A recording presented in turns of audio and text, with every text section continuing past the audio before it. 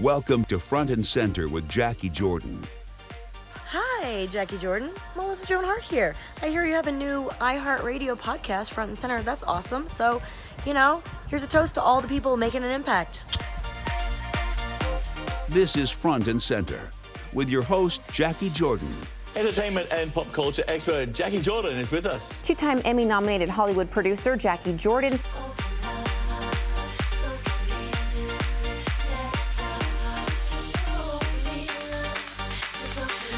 We are the show where we talk with the change agents, the storytellers, and the activators from behind the scenes, making impacts. And joining me is co-host Phil Barbb. With show producer Stephanie Cobian.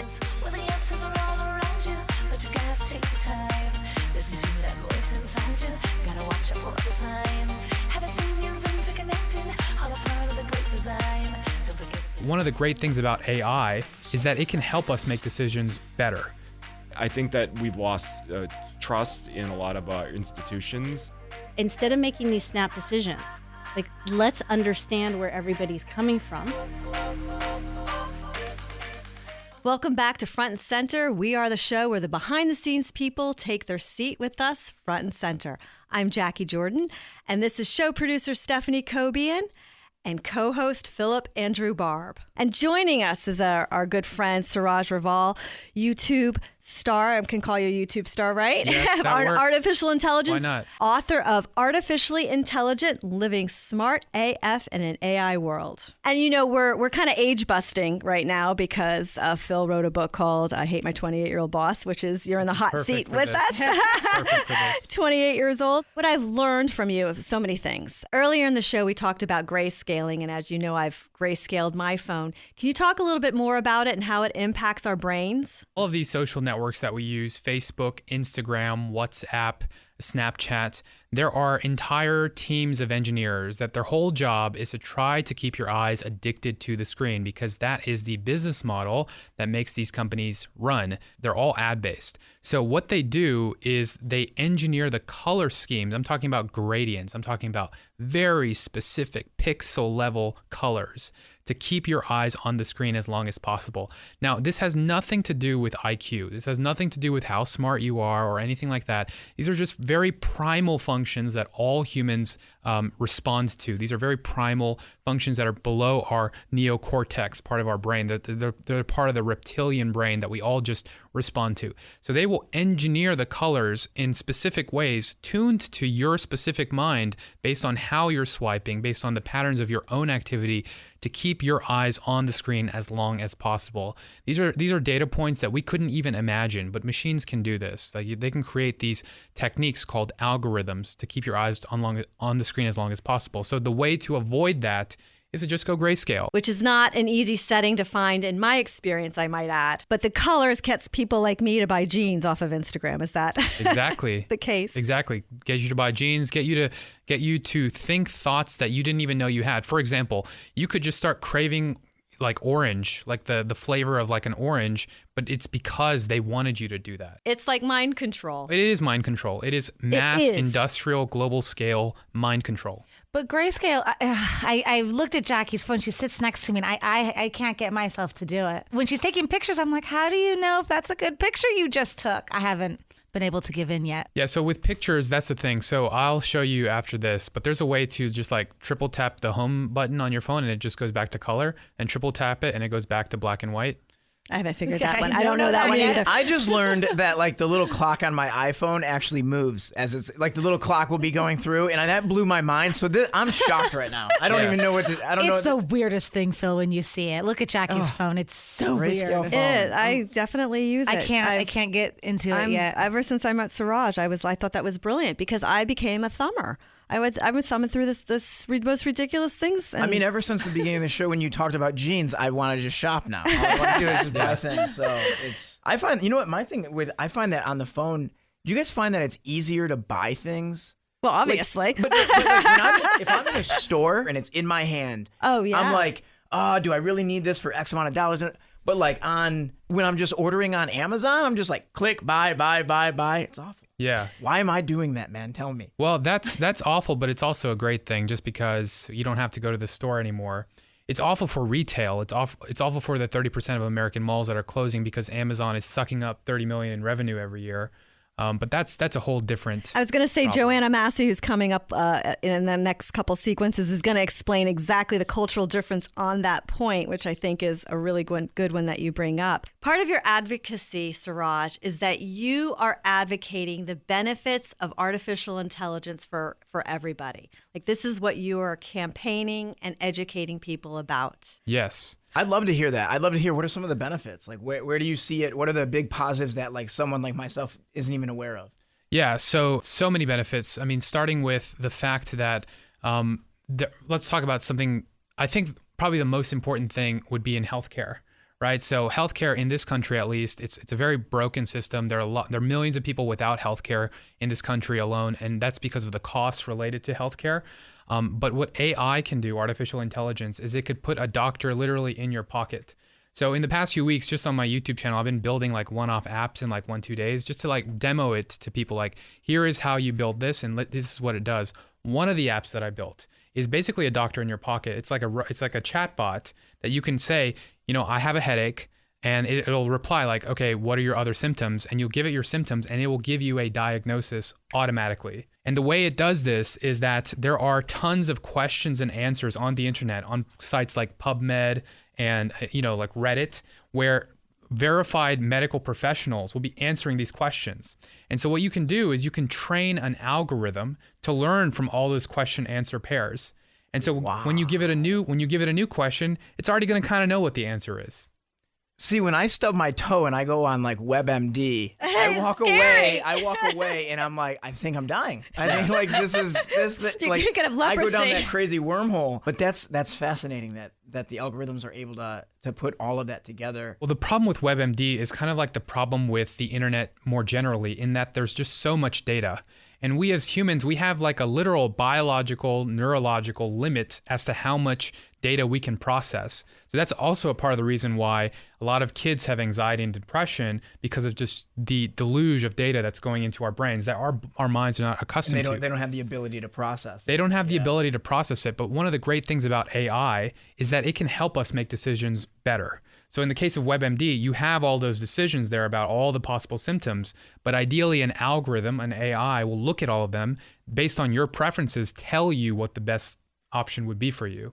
So we have to be thinking about it in that way, like how can AI be used to help me make a better decision, not just in terms of what's the best search result or what's the best show to watch on Netflix. Those are great decisions to make, but also how should I live my life? How should I be healthier? How should I make better financial decisions as well? Looking at my bank data, like it could tell you, you can have an automated financial advisor. It's another app I made 3 weeks ago that tells you here, based on your preferences, here's the best investments to make. And also, it would be cheaper because you're not hiring a human financial advisor. You could do, fashion. It could be like, There what clothes should I be wearing? Yep. What's that right hairstyle should I have? What glasses work the best? I mean, there's so many things. Exactly. You just build apps for fun. I love it. I just build apps once a week just to show people, like, what am I going to do? What industry am I going to disrupt? Retail. Here we go. You just shot and posted 2 new videos, Automatic Mathematics and How to Build a Cybersecurity Startup. Yeah. In your spare time. Yeah. Quick question. So can we throw off AI? Like, so I know for Google, when I'm writing an email and it starts autofilling, it will be the exact words I want. I will purposely put in another word because I don't want it to know everything about me. Yeah. Well, you have privacy settings there. Like you actually have an option to turn that off. I've done it on some emails and not all of them. And I just want to throw them off. And this is the personal piece. Like, so Darren Campo is our next guest in the sequence, and he and I were talking before the show about The Great Hack, the Amazon That's series. a great movie. Right? I recommend everyone watch it. And how it affected the elections. Yeah. The Cambridge Analytica. Yes. That is an example of AI being used for malicious purposes. It was specifically used to manipulate the minds of tens of millions of Americans in this country, and in ways that they didn't even know. It incited violence and hatred, but that's the power of these algorithms. You can literally choose how to make large swaths of the populace feel a certain way. So it's almost like we have this like a dial where we can just say, I want you to get this angry versus this is sad. But the thing is, we need people with better morals. That's collective manipulation. It's collective propaganda, but propaganda has always existed. Of course. Right? World War II was a great example. Does it make us more efficient at it? It makes it much, much cheaper to do it. So instead of hiring a team and spending hundreds of millions, now you just need like 10 people and, maybe $1 million.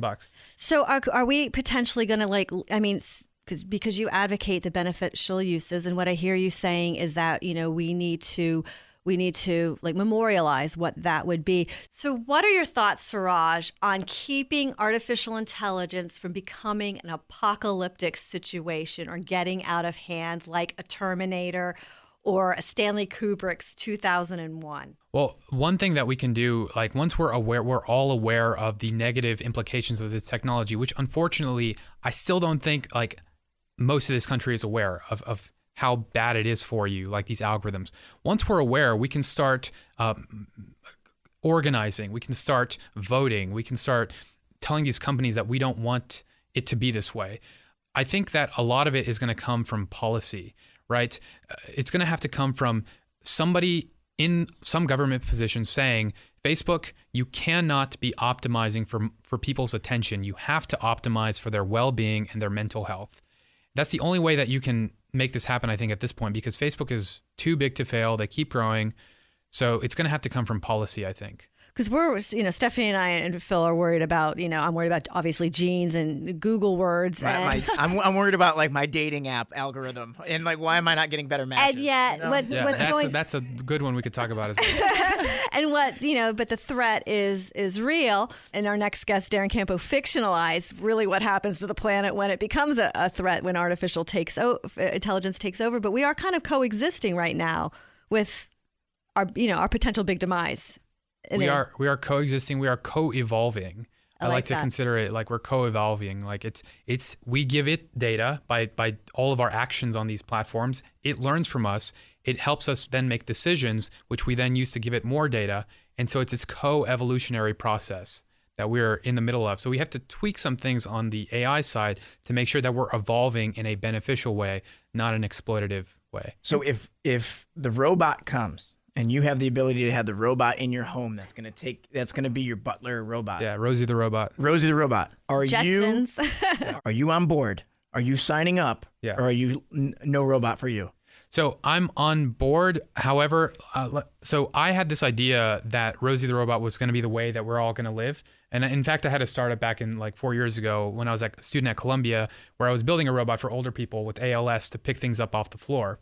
And I thought like eventually it would be like a Rosie the robot situation. What I've realized since is that it's not going to really be like that. Instead of having one robot do all of these different things, like, cook our food and do our laundry, we're going to have separate machines do all these things. So we'll have some kind of like folding machine that does this. And we have a Roomba that, cleans the floors. Mm-hmm. And, so it's going to be different it's not going to be like this kind of humanoid ex machina. Phil, you were situation. too young for the Jetsons. I remember the Jetsons. You remember the Jetsons? Because it's all come true. I just want a robot to tuck me in at night. That's all. I've seen. I have seen those. I've seen that those are coming. Those are coming. I think that's interesting, Siraj, that we're talking about robots, but like the definition of AI is more than just a robot. Right. How would you define? I mean, you're like the smartest person in the room that I've met. I don't know how you talk to us less artificial intelligent illiteracy people, but what is AI to you? I mean, because it is more than just a robot. It is, our phone is not, is our phone considered a robot? I mean, what is AI?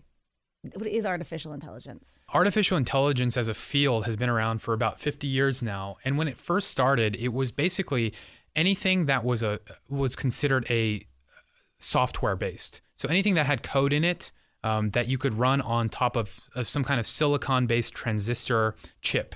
So calculators were considered artificial intelligence. And then, as it progressed into the 60s, then all sorts of programs that could make any kind of predictions about, like, say, stock prices in the future, or, for the NASDAQ, or weather predictions, like that's artificial intelligence. Now we are living in an era where artificial intelligence as a field has become solely about learning systems. So it's not like you just say, like, it's going to be, do this if that. If this happens, then do that. If this happens, then do that. And you just have a bunch of rules. It's not like that anymore. Now it's just give it millions of data points and then just have it learn what to do. Last question for you, Siraj. Can we program consciousness into artificial intelligence? Yeah. So nobody yet understands what consciousness is. So this would be solely a theory that I would say. So my theory is that we are more than just the biochemical reactions that are happening in our brains. There is something more to the human spirit than just what is happening in our physical bodies. To say just a little bit about physics, you can divide the field of physics into two branches, classical mechanics and quantum mechanics. Classical mechanics works great. It's how reality works at the large scale. It's why planes fly. It's why we have transistors. It's the laws of electromagnetism. It works great. Quantum mechanics, it works really well for the atomic level, right? Biochemical reactions, how they interact. But we don't yet know how they fit together really well. They're two separate fields. And this is a problem in physics right now because nobody can combine both of these branches of physics together. So in a way, we don't actually know anything about the universe. It could just be the case that all of classical mechanics is actually wrong. So all that is to say that because that is the case, I think that our view of this matter-based reality could be fundamentally wrong in that the actual reality, we have our single individual consciousness in our body, but in the still mind, in the depths of meditation, we can actually access a universal consciousness. Absolutely. That is like No, too but smart for me. absolutely. Well, I absolutely believe that, and the rest to me is just noise. Siraj, we do we're an inspirational show, so I love to ask some of our guests what their photo spire is, which is a inspirational photo that they've seen, online. So we do a hashtag photospire.